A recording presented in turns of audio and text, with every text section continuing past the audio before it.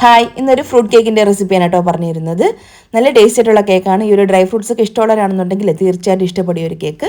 അപ്പോൾ അതിന് വേണ്ടിയിട്ട് ഞാൻ ഒരു ബൗളിലോട്ട് ഒരു 100 ഗ്രാമോളം അൺസോൾട്ടഡ് ബട്ടർ ചേർത്ത് കൊടുക്കുന്നുണ്ട്. റൂം ടെമ്പറേച്ചറിലായിട്ടുള്ള ബട്ടറാണ്. ചെറിയൊരു തണുപ്പാണ്, എന്നാൽ ഒരുപാട് സോഫ്റ്റ് ആയിട്ടുള്ള ബട്ടറല്ല ഞാൻ എടുത്തിട്ടുള്ളത്. അപ്പം ചെറിയൊരു തണുപ്പുണ്ട് കേട്ടോ. അപ്പോൾ ആ ഒരു ബട്ടർ നമുക്ക് ചേർത്ത് കൊടുത്തിട്ട് നന്നായിട്ടൊന്ന് ബ്ലെൻഡ് ചെയ്തിട്ട് നല്ലോണം ഒന്ന് സോഫ്റ്റ് ആക്കിയിട്ട് എടുക്കാം. അപ്പോൾ ഈ ഒരു പാകം എത്തുന്ന സമയത്ത് ഒരു 3/4 കപ്പോളം പഞ്ചസാര മിക്സിയുടെ ചെറിയ ജാറിലേക്ക് മാറ്റിയിട്ട് നല്ല ഫൈൻ പൗഡറായിട്ടൊന്ന് പൊടിച്ചിട്ട് ആ ഒരു പൊടിച്ച പഞ്ചസാരയും കൂടെ ചേർത്ത് നല്ല രീതിയിലൊന്ന് ബീറ്റ് ചെയ്തിട്ടൊന്ന് എടുക്കുന്നുണ്ട്. അപ്പോൾ അത് ഈ ഒരു പാകത്ത് നന്നായിട്ടൊന്ന് ബ്ലെൻഡ് ചെയ്യാൻ വന്നതിന് ശേഷം നമുക്കിനി ഇതിലേക്ക് 3 മുട്ട ചേർത്ത് കൊടുക്കാം.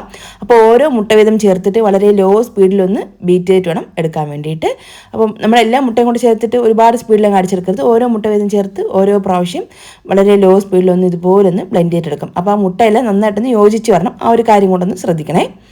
എന്നിട്ട് ഇനി ഇതിലേക്ക് നമുക്ക് 1 ടീസ്പൂൺ വാനില എസൻസ് ചേർത്ത് കൊടുക്കാം. എന്നിട്ട് വീണ്ടും ജസ്റ്റ് ഒന്ന് ബീറ്റ് ചെയ്തിട്ടെടുക്കാം. ഇനി ഇതിലേക്ക് ഒരു 1/4 കപ്പോളം ഓറഞ്ച് ജ്യൂസാണ്, ഫ്രഷ് ആയിട്ടുള്ള ഓറഞ്ച് ജ്യൂസാണ്. 1/2 കപ്പ് വേണം. നമുക്ക് ആദ്യം ഒരു 1/4 കപ്പ് ചേർത്ത് കൊടുക്കാം. പിന്നെ വേണമെങ്കിൽ ബാക്കിയുള്ളതും കൂടെ ചേർത്ത് കൊടുത്താൽ മതിയാക്കും കേട്ടോ. ഇനി ഞാൻ അവിടെ ഇതിലേക്ക് 1 കപ്പ് മൈദ മാവാണ്, 250 ml കപ്പ് അളവിലാണ് കേട്ടോ.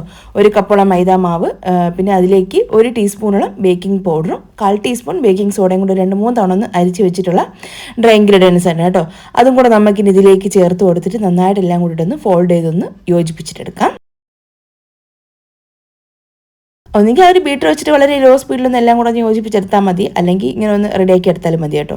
എന്നിട്ട് നമുക്കിത് ആ ബാക്കിയുള്ള ഒരു 1/4 കപ്പ് ഓറഞ്ച് ജ്യൂസും കൂടി ചേർത്ത് കൊടുക്കാം. അപ്പം മൊത്തത്തിൽ ഞാൻ ഇതിലേക്ക് ഒരു 1/2 കപ്പോളം ഓറഞ്ച് ജ്യൂസ് ചേർത്ത് കൊടുക്കുന്നുണ്ട്. അപ്പോൾ ഇതെല്ലാം കൂടെ ചേർത്ത് കൊടുത്തിട്ട് നന്നായിട്ടെല്ലാം കൂടെ ഒന്ന് ഇളക്കി യോജിപ്പിച്ചിട്ടെടുക്കാം. പതിയെ ഒന്ന് മിക്സ് ചെയ്തെടുത്താൽ മതി കേട്ടോ. കുഴപ്പമില്ല, ഇതങ്ങനെ താഴ്ന്നു പോകുന്ന പേടിക്കേണ്ട ആവശ്യമില്ല. കാരണം നമ്മൾ ബട്ടർ പതപ്പിച്ചിട്ടാണ് ഈ ഒരു കേക്ക് ബാറ്റർ തയ്യാറാക്കി എടുക്കുന്നത്. മുട്ട നമ്മൾ നന്നായിട്ട് ബീറ്റ് ചെയ്തിട്ടാണ് ചെയ്യുന്നതെങ്കിൽ നമ്മളൊന്ന് സൂക്ഷിച്ച് വേണം പതുക്കെ വേണം ഇളക്കാൻ വേണ്ടി, ഇല്ലെങ്കിൽ ബാറ്റർ താഴ്ന്നു പോകാനുള്ള ചാൻസ് ഉണ്ട്. ഇതിപ്പം നമ്മൾ ബട്ടർ ഒന്ന് റെഡിയാക്കിയിട്ട് എടുത്തുകൊണ്ട് തന്നെ അത് പേടിക്കേണ്ട ആവശ്യമില്ല. അപ്പോൾ എല്ലാം കൂടെ ഒന്ന് നന്നായിട്ടൊന്ന് യോജിപ്പിച്ചെടുക്കാം. എന്നിട്ട് ഞാൻ ഇതിലേക്ക് ഇതാ ഫുഡ് കളറാണ് ചേർത്ത് കൊടുക്കുന്നത്. നിർബന്ധമില്ല, ഓപ്ഷണലാണ്. ജസ്റ്റ് ആ ഒരു ലുക്കിന് വേണ്ടി ഞാൻ ചേർത്ത് കൊടുത്താണ്. പക്ഷേ കളർ കുറച്ച് കൂടി പോയോ എന്നൊരു സംശയം ഉണ്ടായിരുന്നു കേട്ടോ. അവസാനം ഞാൻ കളർ അധികം കാണില്ല എന്ന് വിചാരിച്ചിട്ടാണ് അത്രയും ചേർത്ത് കൊടുത്തത്. അപ്പോൾ നിങ്ങൾ നിർബന്ധമില്ല, വേണമെങ്കിൽ മാത്രം ചേർത്താൽ മതി. പിന്നെ ഒരു 2-3-4 ഡ്രോപ്സ് ഓറഞ്ച് എസൻസ് ഞാൻ ചേർത്ത് കൊടുക്കുന്നുണ്ട്. പിന്നെ അതുപോലെ തന്നെ ഒരു 1/2 കപ്പോളം ഒരു മിക്സഡ് ഡ്രൈ ഫ്രൂട്ട്സ് ആണ്. ഇതെല്ലാം ഉണ്ട് കേട്ടോ. എൻ്റെ അകത്ത് പൈനാപ്പിൾ, കിവി, പിന്നെ ഉണക്കമുന്തിരി, കറുത്ത മുന്തിരിങ്ങ, വെള്ള മുന്തിരിങ്ങ എല്ലാം ഉണ്ട്. പൈനാപ്പിൾ, ഓറഞ്ച്, സ്ട്രോബെറി എല്ലാം കൂടെ മിക്സായിട്ട് വരുന്നതാണ് കേട്ടോ.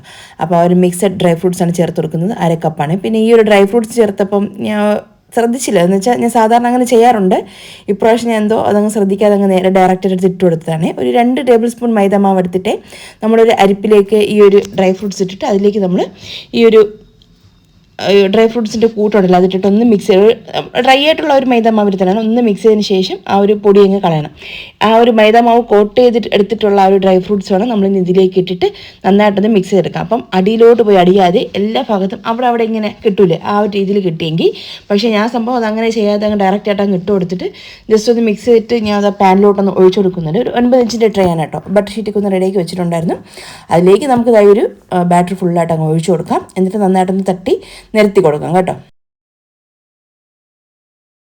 ഞാൻ പറഞ്ഞ കണക്ക് ആ ഒരു മൈദ മാവിലൊന്ന് കോട്ട് ചെയ്തിട്ട് ഇടുകയാണെന്നുണ്ടെങ്കിൽ ഡ്രൈ ഫ്രൂട്ട്സ് അടിയിലോട്ട് അടിയാതെ എല്ലായിടത്തും ഒരുപോലെ കിട്ടുമായിരുന്നു. പക്ഷേ എനിക്ക് കുറച്ചൊന്ന് അടിയിലോട്ട് പോയിട്ടുണ്ടായിരുന്നേ, എങ്കിലും കുഴപ്പമില്ല.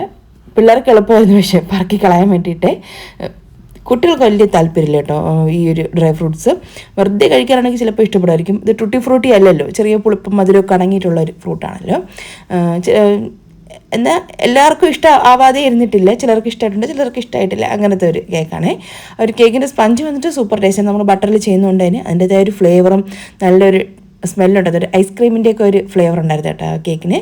ഞാൻ കഴിക്കാത്തതുകൊണ്ടാണ് അതിൻ്റെ ഒരു ടേസ്റ്റ് ഫുള്ളായിട്ട് എനിക്ക് വർണ്ണിക്കാൻ പറ്റാത്തത്. പിള്ളേർ ചോദിച്ചപ്പം കുട്ടികൾ പറഞ്ഞ ഒരു മറുപടിയാണ് ഞാൻ നിങ്ങളായിട്ട് ഷെയർ ചെയ്യുന്നത് കേട്ടോ. പിന്നെ അതാ ഒരു ഡ്രൈ ഫ്രൂട്ട്സിനെ കുറച്ചും കൂടെ എൻ്റെ മുകളിൽ ഇട്ട് കൊടുക്കുന്നുണ്ട്. പക്ഷേ അതും ബേക്കായി വന്നപ്പോൾ താഴ്ന്നു പോയിട്ടുണ്ടായിരുന്നേ.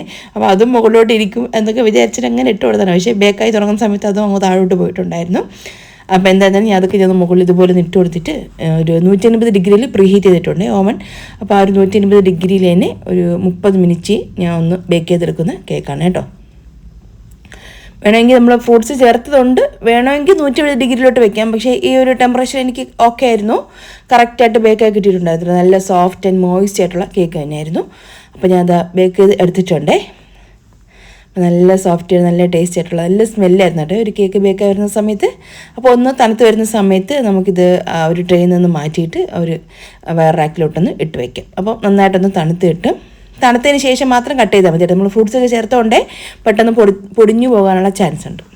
അപ്പം നന്നായിട്ട് തണുത്ത് വരുന്ന സമയത്ത് ഇതാ കട്ട് ചെയ്ത് ഞാൻ ഒന്ന് കാണിച്ചു തരാം കേട്ടോ. ഒരു ഉറുമ്പ് സമ്മതിക്കുന്നില്ല കുറേ സമയം കൊണ്ട്.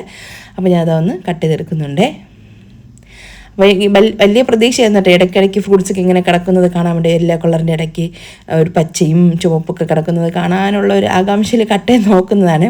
പക്ഷേ എക്സ്പെക്റ്റേഷൻ വേഴ്സസ് റിയാലിറ്റി എന്ന് പറയും പോലെ അവിടെ ഞാൻ ഒന്ന് പാളിപ്പോയിട്ടുണ്ടായിരുന്നു. അപ്പം തന്നെ അവർ ചങ്കൊന്ന് തകർന്ന കണക്ക് തോന്നി. എന്നാലും എല്ലാ ഫ്രൂട്ട്സും അടിയിലോട്ട് പോയി അടിഞ്ഞിട്ടുണ്ടായിരുന്നു. ഇടയ്ക്കിടയ്ക്കൊന്നും കാണാൻ പോലും ഇല്ലായിരുന്നു കേട്ടോ.